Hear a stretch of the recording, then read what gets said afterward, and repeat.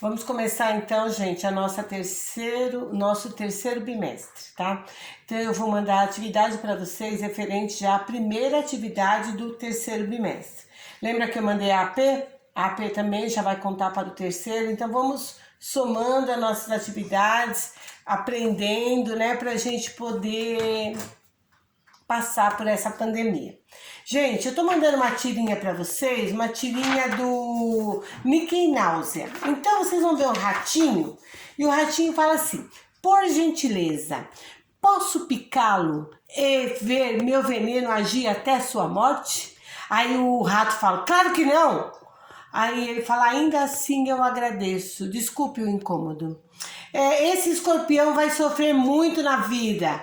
Por gentileza, não, não. Então o escorpião, ele tá pedindo para picar o ratinho diz que não. Então o humor da tirinha, ele tá nesse escorpião que tem essa linguagem tão rebuscada, tão formal, para pedir para picar. Veja, já não é um comportamento adequado um escorpião pedir para picar alguém e mesmo assim agradecer quando ele fala que não. Então vamos lá. Aqui eu tenho 3 questões referentes a essa tirinha. Número 1.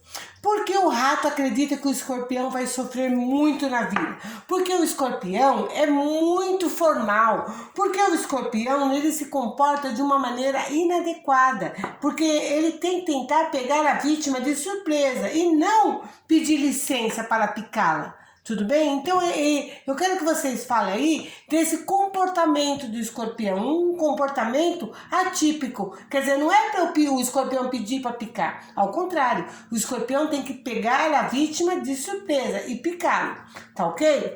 Aí lá, que expressão o escorpião usa para abordar seu interlocutor? Então ele fala por gentileza. Olha como ele é super formal. Que tipo de comportamento é sugerido por essa expressão? Quando eu digo por gentileza, marca um comportamento muito adequado, um comportamento muito formal, uma pessoa muito educada. Tudo bem? Então é isso. Questão número 3. A maneira como ele usa as palavras confirma esse tipo de comportamento?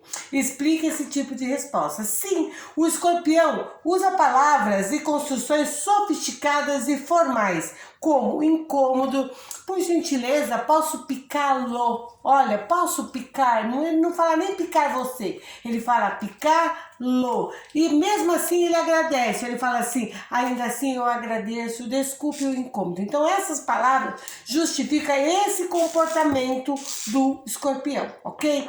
Quando terminar a tirinha do Mickey Mouse, eu pus para vocês um roteiro de estudo. Deixa eu ver aqui. Minutinho, professora se perdendo aqui, com muita tecnologia. Pessoal, eu coloquei umas imagens de linguagem formal e informal. Eu coloquei as imagens, assim, como você usa no dia a dia, com a sua família, com seus amigos, com seus irmãos. E eu coloquei o comportamento de um profissional, que no caso é o dentista. É o tratamento odontológico que ele foi fazer. Eu gostaria que nessas imagens vocês apenas lessem e percebessem. A linguagem que ele usa em determinados momentos do dia é o dia todo. Ele começa às 9 da manhã e termina às 9 da noite, tá? E a linguagem que ele usa de forma mais íntima, mais informal.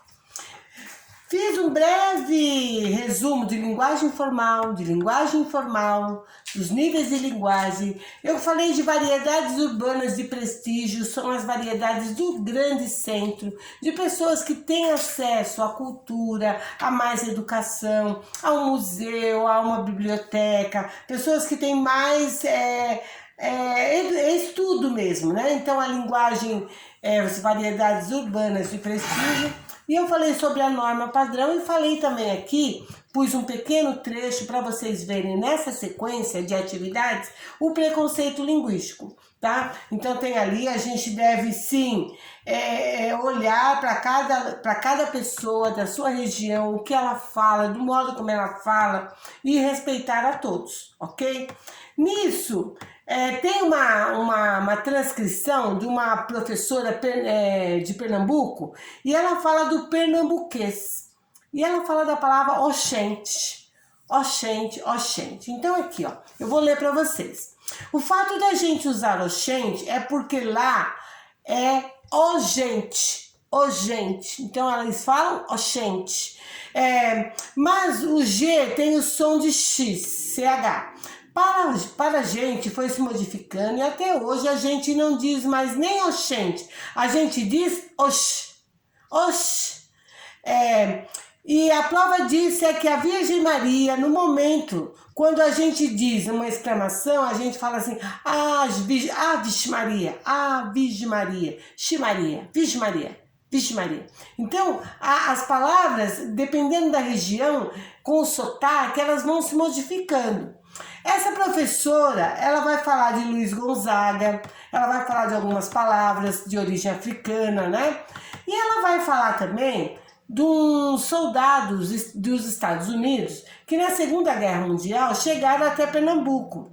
E quando eles chegaram lá em Pernambuco, eles falavam muito be good, ser feliz, be good. E aí ela falou que tem uma expressão lá em Pernambuco que é bigu. Essa expressão bigu é só lá em Pernambuco, em uma determinada região. E então ela fala que isso foi influência dos soldados dos Estados Unidos que chegaram até essa região de Pernambuco. E uma coisa muito engraçada é uma palavra que não tem nada de dialetal, mas que eu só percebi no dia que chegou uma pessoa e disse para mim: por que vocês dizem tanto pronto? Aí assim, vai na esquina, pronto, vira a esquina, pronto, você vai no armazém, pronto. Então o tempo todo eles usam a palavrinha pronto. E ela diz que isso não tem nada de inadequado, ao contrário, que ela tem muito orgulho do pernambuquês dela, tá? Então aqui vocês vão ver essa reportagem dessa professora para a gente responder as questões aqui referente a esse texto. Aí tá lá. O uso de ox é uma das marcas mais características da fala pernambucana e também de outros estados nordestinos. Como essa forma surgiu? Então vocês vão lá no texto e vão buscar para mim em que momento que essa forma surgiu, tá? Então vocês vão explicar que é a questão, a expressão ô gente, e que com o passar do tempo ficou oxente, e hoje é ox. Logo no início do texto vocês já vão achar a fala da professora. A fala da professora mostra que diferenças no léxico, quer dizer, nas palavras, podem surgir em função de experiências particulares de grupos de falantes. Explique essa ideia quando o exemplo dos soldados estadunidenses. Então, vocês vão pegar a parte do texto que fala da chegada dos soldados dos Estados Unidos lá numa região de Pernambuco e que eles falavam bigude e o povo transformou o bigude em bigu. Ok? Vocês vão lá, tá bem no meio do texto. É uma leitura e a busca dessas informações no texto. Na questão C, está dizendo assim: a professora citou palavras de origem africana, que as torna semelhantes. Então, vocês vão ver que a palavra pitoco, cotoco, sufoco, e o que as torna semelhante é a questão da sonoridade, tá? É o som, pitoco, cotoco, sufoco, oco. Então, o que torna essas palavras de origem africana semelhantes é a questão da sonoridade. Segundo a professora, as marcas de uma variedade linguística regional devem ser evitadas? Ela diz que não, tá? Então vocês vão ver aqui, ó, e a gente tem muito orgulho, pelo menos eu tenho muito orgulho da minha linguagem. Então essas marcas dessa variedade linguística não devem ser evitadas. É bonito, é cultural, tá, gente? Então ela diz que não, que a gente não deve evitar, e sim se orgulhar disso, né? Fazer com que isso se torne parte da cultura de um povo, a linguagem. Aí a questão D. Releia o último período do texto. E a gente tem muito orgulho, pelo menos eu tenho muito orgulho da minha linguagem. Que expressão usada pela professora indica menor confiança em relação àquilo que ela estava defendendo? Quando ela diz assim, e a gente tem muito orgulho, quando ela diz e a gente, ela está falando de todos. Ela está falando de modo mais genérico, né? Então assim, ela fala de modo geral. Pode ser que nesse momento algumas pessoas não tenham tanto orgulho assim da linguagem. Então, ela faz uma correção, ela fala assim, vírgula, pelo menos eu tenho muito orgulho, tá? Então a expressão que mostra, que indica menor confiança é essa, porque ela baixa um pouquinho a bola, ela não fala, ela dá uma paradinha. E a gente, ela estaria falando de todo o povo de Pernambuco, mas não é isso que ela diz, ela fala, pelo menos eu tenho muito orgulho. Aí ela ficou mais impessoal, tá, gente? Não ficou tão, né? Então é isso que eu quero que vocês expliquem aqui, que no momento em que ela usa pelo menos, ela passa para ela a responsabilidade da declaração que ela acabou de fazer, tá bom? Atividade 3, vamos lá. Na atividade 3, eu tenho uma placa de trânsito. E aí tá escrito assim, Túlio Prefeito Marcelo Alencar, extensão 3.394 metros. Mas eu quero que vocês foquem na palavra extensão. A palavra extensão está escrito com C cedilha e ela deveria estar escrito com S-A, o tio, são. Então lá, placa com erro ortográfico no Túlio Marcelo Alencar será trocada na noite dessa quinta-feira. Então, olha lá, eu fiz 3 questõezinhas para vocês. É correto concluir que o erro da placa preocupou os responsáveis? Sim. Por quê? Porque eles logo já falaram, logo na manchete, que vai ser trocada. Então, eles ficaram preocupados. Então, eles visualizaram e falaram, não, olha, vai ser trocado na quinta-feira, vai ser trocado de noite, porque a gente tem que parar a via para fazer a troca. Mas eles se preocuparam, sim, em trocar. Considerando seus estudos sobre o uso da língua, você diria que a troca da placa era realmente necessária? Será que você ter escrito extensão com C cedilha e extensão com S teria alguma diferença?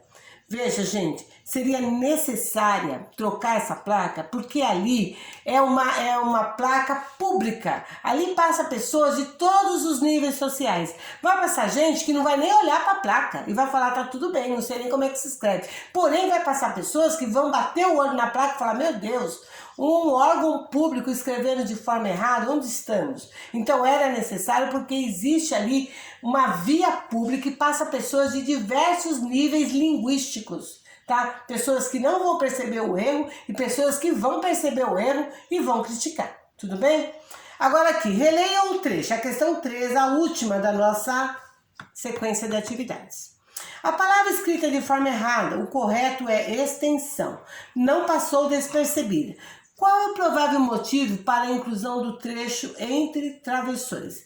Então aqui ele coloca a palavra entre travessões porque ele pode ser que alguém nem tenha percebido, nem saiba como é a forma certa da linguagem. Então ele coloca entre travessões para que você consiga, olha, a expressão ela é colocada entre travessão porque algumas pessoas não vão nem perceber como é que é para escrever essa palavra. Então, eles colocam entre travessão e colocam as duas formas, com C cedilha, errada, e a palavra extensão com S-A, o tio, da forma correta, entre travessão, tá? Então, ele coloca entre travessão para respeitar aqueles que não sabem e aqueles que têm realmente o domínio sobre as palavras, ok? Pessoal, é isso, tá? Então, alguns leitores aí poderiam já ter percebido, outros não, mas eu quero que nessa última atividade vocês foquem na placa, na palavra extensão e me respondam essas 3 questões, tá bom? Gente, é só isso por hoje, por essa semana. Façam, se possível, postem as atividades no Google Classroom. Caso não consigam, estarei esperando aí no WhatsApp, ok? Muito obrigado, fiquem com Deus, uma boa semana, tá? Tchau, tchau.